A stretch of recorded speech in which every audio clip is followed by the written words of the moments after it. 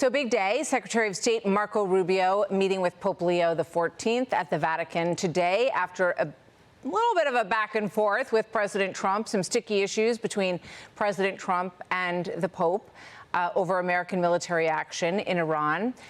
Secretary of State Rubio also walking through the Arch of the Bells with the Swiss Guard today, an honor that is reserved for senior dignitaries, according to the Wall Street Journal's report on this. The Vatican also calling the talks cordial.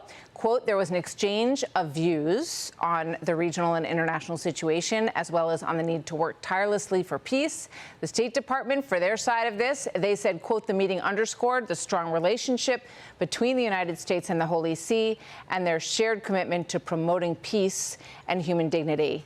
We are honored to be joined right now by His Eminence Timothy Cardinal Dolan, Archbishop Emeritus of New York. It's always wonderful to see you. Good to be with you, Thank Martha. you so much. It's great to see you. I love you and your family. We love you Thanks too, and I know you've been traveling all over. I've been all over, but you've had a tough day. That tortured family, the Gormans. Right? I was with you watching, and it was tough for me to hear it. And you did very well. God bless them. God console them. He's about the only one that can.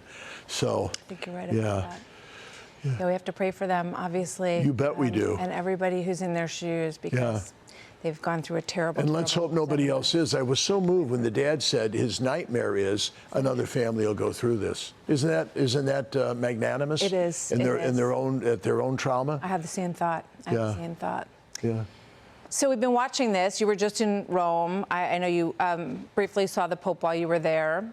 What are your thoughts on this back and forth and this mission? The Secretary of State, obviously, one of his biggest jobs is diplomacy. What do you think about this rift between the Pope and President Trump? This is a happy day. Two of my favorite people met. I love and respect and admire and have tremendous devotion to Pope Leo.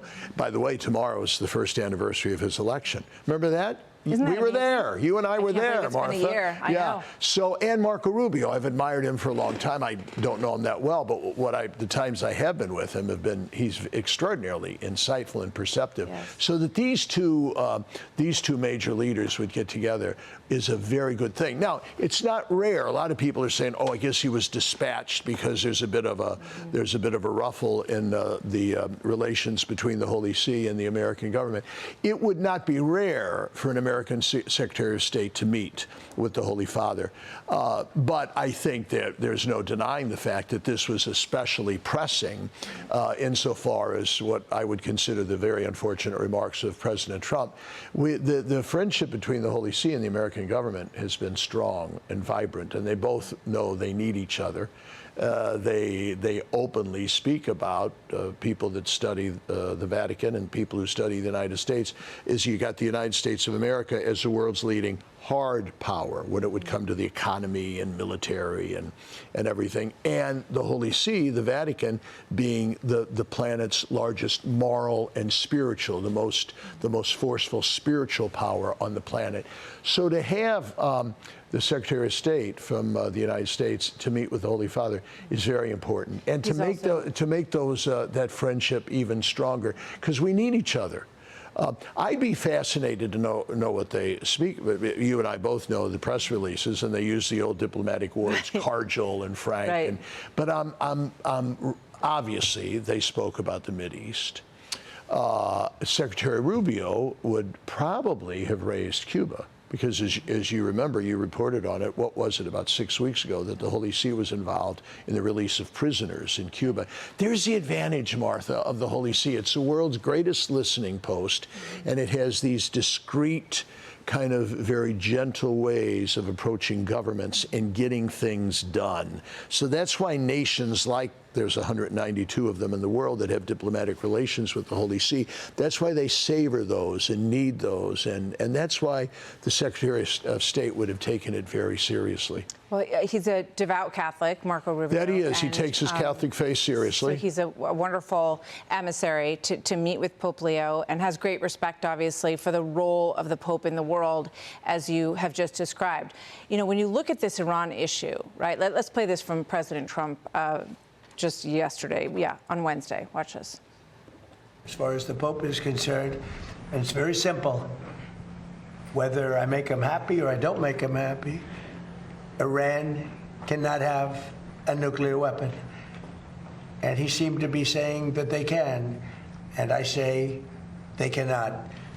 Because if that happened, the entire world would be hostage, and we're not going to let that happen. That's my only message.